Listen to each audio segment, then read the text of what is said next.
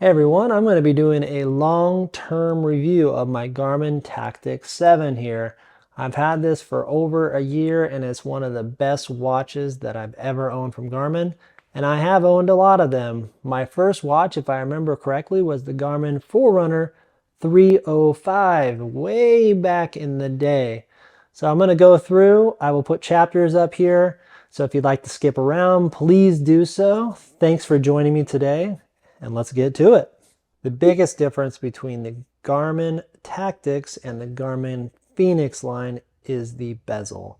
The bezel is actually much smaller and skinnier on the Tactix series versus the Fenix series. I will put some pictures up here for a little bit so you could actually see why. This, for me, was one of the main reasons that I decided to get the Tactix line versus the Fenix. Internally, they're exactly the same, but I like the look of the Tactix. There is one other minor difference too, which is the light here, which I'll show in a section up ahead. This one has a green light versus a red light. So that is like really the two core differences when you look at them. There are some other differences which I'm going to go through in another chapter, but I personally really love the look, and I love the band that came with the Pro version as well, but we'll get into that in a second. So now you can see, just I'm on the website, I'm just going to go over the specs. So when you're on the first website and you're looking at the versions, there are two that come up. I'll explain the differences as we go through. Clicking on it, so there are 4 different watches down there. I clicked on the Pro Edition, which is the first one that comes up. This is the one that I have. It does have the nylon band, and it also does have the solar ring on it. So if you're really worried about the solar, it does help, but it's not necessarily like the biggest game changer. I'm going to talk about that in a later section. But you can see the bezel here, which I'm talking about. This is where I really love it. The standard edition does not have the solar ring, so it can be a little bit easier to see inside because of the reflective coating that the solar ring does bring. The next I'm going to click on here is the Pro Ballistics. This is the most expensive one because it does have applied ballistics. If you were to do some shooting outside, it does hook up to Bluetooth rangefinders, etc. And this is the Pro with the nylon band. So the biggest difference between the Pro and the Pro with the nylon band is this one actually comes with the black and the coyote band versus the Pro that only comes with the black version. That is the biggest difference. So you're essentially getting 2 nylon bands, and honestly, I love the nylon band. It's probably the best thing about the watch. If the nylon works for you, it's going to be the best fit and it's going to be the most comfortable. The next section I'm going to is just the specs, and I'm going to talk about just kind of like the main things that you really need to know. So the physical size is a 51 millimeters. This is exactly the same size as the X versions of the Fenix line. And then down here, if I just kind of scroll down a little bit, as I mentioned in another section, the LED flashlight is white and green versus white and red. That is another version. So if you have night vision goggles or if you're in the military, that's something that, it does really matter. I'll highlight these sections as we go through, but really the main thing is the battery life is just excellent. 28 days. That is on like 20% backlight, but even I'm on 50% backlight most of the time, and I have it on gesture mode as well as touch. It will last around 20 to 24 days, depending on how many things I have show up on my screen.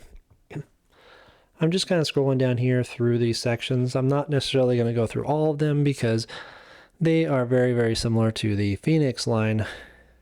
The next section here, which will kind of have some other sections on this, is the tactical features. I will explain a little bit more on what these modes do, why they're unique to the Tactix line, because these do not exist on the Fenix line. Stealth mode, night vision mode, you could kind of think about those, but like I said, I'll have some sections on these to kind of go over this. But the kill switch one is quite interesting, which basically, if you're in a situation where you need to delete everything off your watch, there is something that you can do that it will erase your whole watch from there. The other thing unique about the Tactix series is the aviation features. NEXRAD on the moving map is here, so I know like there are definitely some pilots out there that would use this. I have used it at times, but it's not like a huge feature for me because I do not do a whole lot of traveling anymore. All this gym equipment, etc., is basically the same as the Fenix line, so I'm just kind of scrolling through here quite quickly. Anything that's on the Fenix line is pretty much on the Tactix line. There are a few exceptions that I'm highlighting as we go through. For outdoor recreation, everything that's on the Fenix line is on the Tactix line, except there are a couple exceptions that are on the Tactix that are not on the Fenix, as far as I remember. Fishing is one of them, and hunting is the other one. There are a couple other ones, and I believe that they've done some software updates to the Fenix line, so those actually might be there. So just let me know if they are or not. But when the watch was first released, they were not. Scroll down, cycling features, swimming features, exactly the same between both of them. In the box, I'm going to click on next, and you can see on the Pro Edition, you get the black DLC with the black tactical band, and then maps, don't worry about this section. And just like my other video on the Varia for the accessories, you really don't need any of these accessories unless you want a heart rate monitor. I'm going to scroll back up here and just kind of a quick recap. So standard edition, no solar ring, just the basic silicone band. Everything else is exactly the same. The bezel, oh, it's so sexy. It's just so nice. The Pro version is the one that I have. It has the nylon band, also has a solar ring. Bezel exactly the same. Nylon band is black. I'm going to just kind of show some pictures of the nylon band here. As you can see, it's like really close up. It is quite stiff, but if it works for you, it is like the most comfortable band ever, to be honest. I love it. Pro Ballistics, this is the most expensive one, and if you do some shooting on the range, this would be something that would be good for you because it does work really, really well from somebody that I know that has it. And then lastly, the Pro with the nylon band. Remember, this has two nylon bands. It has the black and it has the coyote, and it also does come with the silicone band if you're worried about that. So the next thing we're going to talk about is applied ballistics. So this is for the most expensive watch, the ballistics version of it. This is only available on that Tactix 7 Pro Ballistics. You cannot get it on any other watch. So if you're interested in it, you need to actually buy the Ballistics edition. I'm going to highlight this because this is one of those things where people say, oh, I could just download the app. No, you cannot. So if you're interested in ballistics, buy the watch because this is the only one it has on it. And, you need other things, obviously, a firearm and other things. So I clicked on the Applied Ballistics website here, which is part of Garmin's software that they partner with. I'm not going to go through this particular website, but it's just about applied ballistics as a whole. So if you're interested in this, take a look at this website. There's some interesting things. There's a lot of mathematics going on in the background here, but I just kind of want to show you that this does exist. For the Ballistics edition, it's not for everyone, of course, but there is an option for people that like it. If you want to have the ballistics on your Garmin watch, you have to go and download the AB Synapse, but it will only work for the 7 Pro Ballistics. So don't try to go and put it on the other watch because it won't work. All right, so another section that's unique to the Tactix watch is the flying area. So there's a lot of cool features in here. I'm just going to kind of do a high-level overview. Like I said, if you want to look at the manual and look at these more in detail, you can do that. And to be quite honest, I actually don't even use the flying one because I'm not a pilot. I don't have any interest in that, but I do have a friend that is a pilot, and I could see him completely using this. Some of this information here is a little bit foreign to me as far as what it actually would do when I would be flying, because like I said earlier, I'm not a pilot, but it is there if you wanted to actually see the TAF information. And then this is like what it would look like, kind of bigger size. And then I'm going to go back up to the top here and go back to the main section. The next thing here, which I actually do use every now and then, is the NEXRAD weather radar. So you could see here from the screenshot what it will look like on the actual device, but you do have to pair it with your phone to get the weather data right. It's not going to get it automatically. And then I'm going to make this a little bit bigger so you could actually see it. So this is what it would look like, kind of like normal, like you're looking at on your phone, but it's on your watch, which is kind of cool and actually really convenient. So let's talk a little bit about battery life real quick. I'm going to try to keep it as short as possible, but I know a lot of people like the Apple Watches, which is great. I'm personally not an Apple Watch person. I've had Garmin for a long time, But the Apple Watch Ultra has 36 hours of battery life. I'll put a screenshot up here, which is the best battery life for any Apple Watch that is out. I remember when they first came out, people were like barely getting through a day of charge, which is totally great. You know, it's a totally different watch than this. Like it's a little, the Apple Watch is definitely more rugged than any Apple Watch has been before, but as far as battery life is concerned, there is no comparison. So I'm going to put up on the screen here just some battery life expectations that Garmin puts out. Just remember that these are at the best optimal conditions with the backlight basically at 10 to 20%.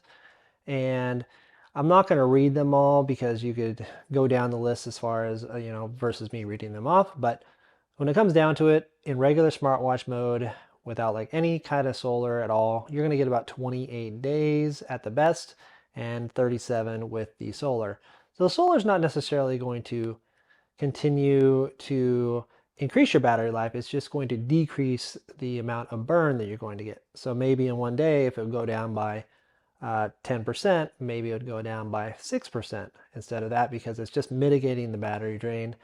There's also a lot of things you could do here, you know, 100 hours of GPS, which I have no idea why I would never do that. Good for you if you do that, but you could see that you can just get so much battery life out of this thing. So battery life is not a problem at all. Honestly, sometimes I look down at my watch and I feel, oh, man, I haven't charged it for a while. And I look down and it's like 50%. So I have about 15 days, 14 days, 10 days or so to charge it. So in short, you can see the battery life's up here. If you're worried about that, there's nothing to worry about. And it's really a great watch. And battery just goes for days and days and days. So let's talk about solar right now real quick. So the solar on the watch, it does work pretty well, but it's not like the game-saving feature that they want it out to be.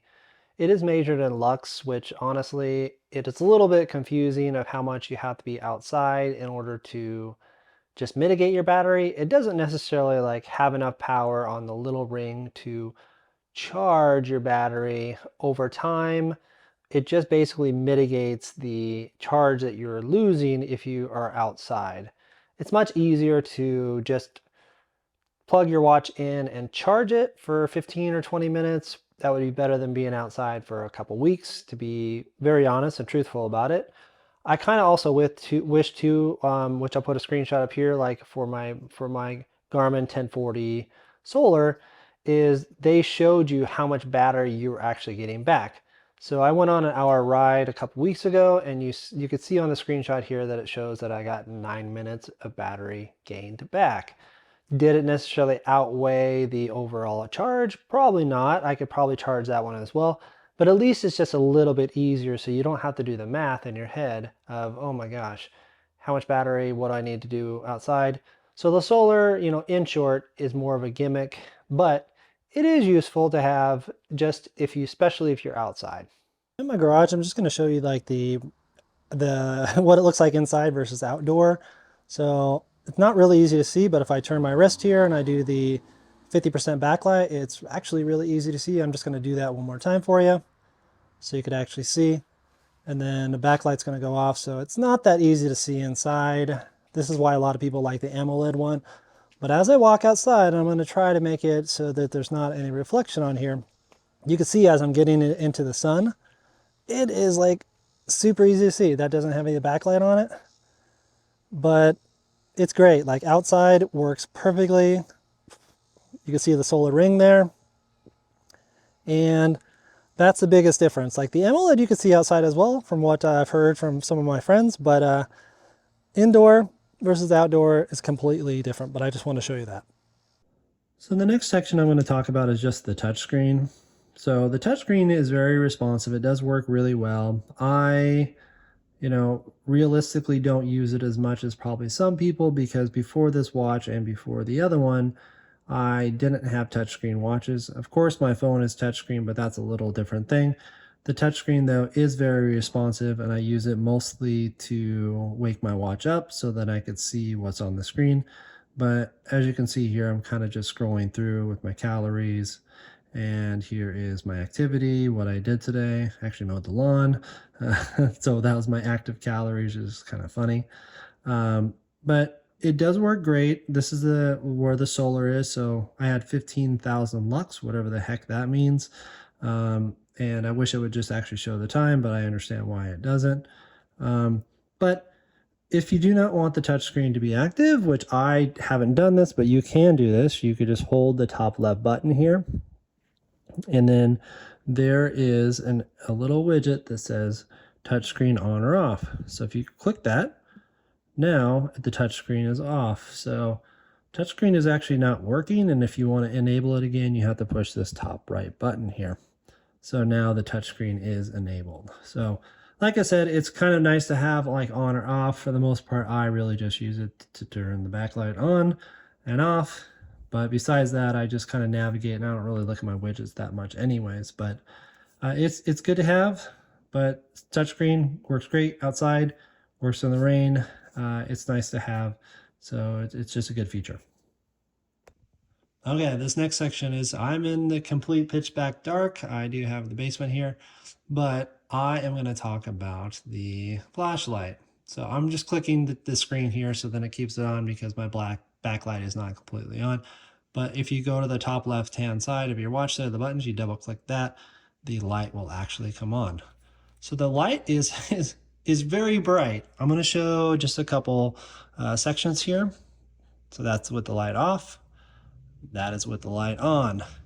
So in order to get it, you could do the top right and left button here. You can hold those down, and you could set the quick settings wherever you'd like it, but you can actually change the backlight on the fly by using the touch, or you could use the buttons.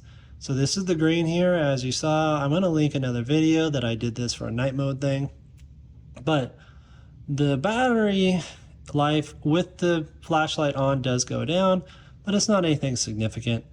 But this, as you can tell, light off as well as light on, really does brighten up everything, and it's great.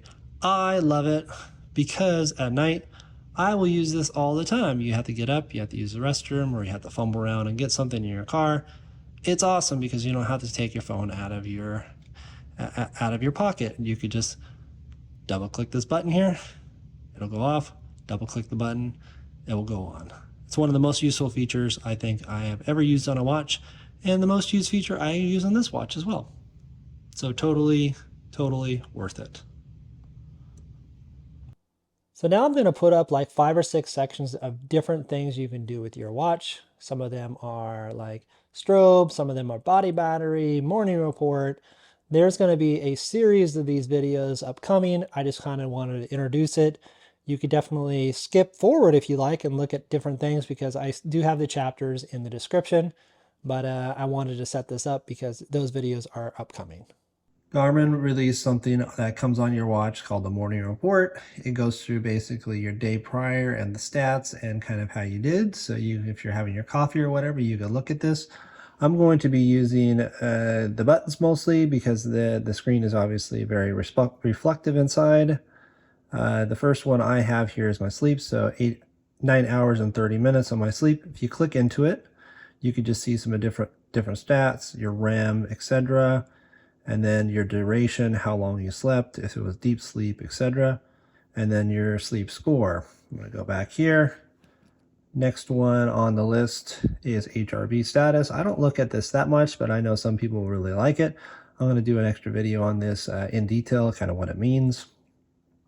Weather, I look at this one probably the most.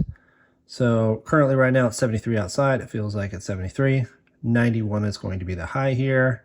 If you scroll down, you can see your hourly weather, and you can actually use your finger and scroll over to see what the weather is going to be like later in the day. And then it does show you some daily weather stats, and then also the 12-hour trend. Last but not least on here, it just shows you the dew point and the good old humidity. Steps goal, I always have it set to 1,000, but I usually try to get 5 or 10,000 in. Intensity minutes, I don't really look at this one at all, but other people will. And then training readiness as well, because I've mainly been lifting weights. And then any suggestions that they have today. It is customizable. You can hold your left button here and then go into morning report settings and then edit report right here. So you can actually go do that. But I'm not going to do that here, but I just wanted to show you that it's there. So then I am ready for the day, and then it goes to the watch screen. I'm going to talk a little bit about body battery. There's a lot of widgets there, like weather, stress, calories that you can go through, but body battery for me is just one of the ones that I actually use all the time. So it works with like stress as well as your heart rate and sleep. It encompasses a lot of things, but it basically just gives you a readout of a number where your body battery is starting at 100. So if you feel really worn down and those type of things, your body battery will go down. If your stress is going up, the same type of thing. I've actually found this very useful with when I start to get sick, because my resting heart rate does go up and my stress goes up. So my body battery is going down. And then after a couple days, I'm like, yep, it was right. It basically says that I was sick. So this is one of those things, as far as all the widgets that they have, that I really do like a lot.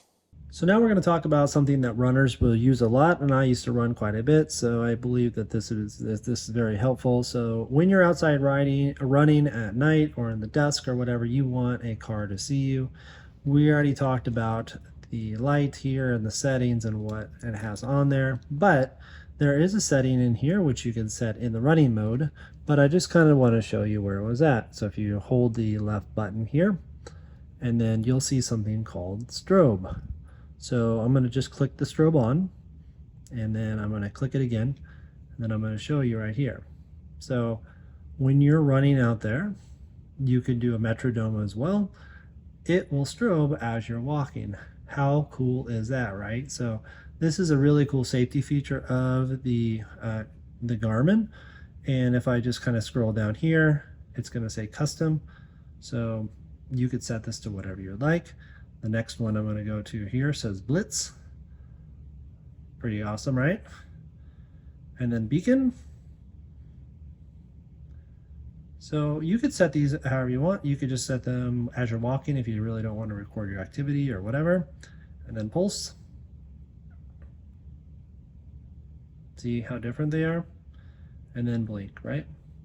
So, and I'm going to stop this here. So that is just one thing that you can do within this control center, which you do hold the top left button here to get into there. But it's just a really cool little item there that most people I know don't know exists, and it actually is hidden. So we're going to talk about stealth mode. So stealth mode is something that I talked about when I looked at the specs, and I will put that up on the screen here so you can see just exactly what it does. But in order to get to it, you're just going to hold the top left-hand button there, and there is something that says stealth mode, which actually just looks like a plane. You're just going to turn it on or off with touch. So typically this is like all GPS information will be hidden as you go out. So after you go after a walk and you upload your data, you will not see a track on there. So it's a really cool privacy feature that you see. Another section that I talked about in the specs is the night vision mode.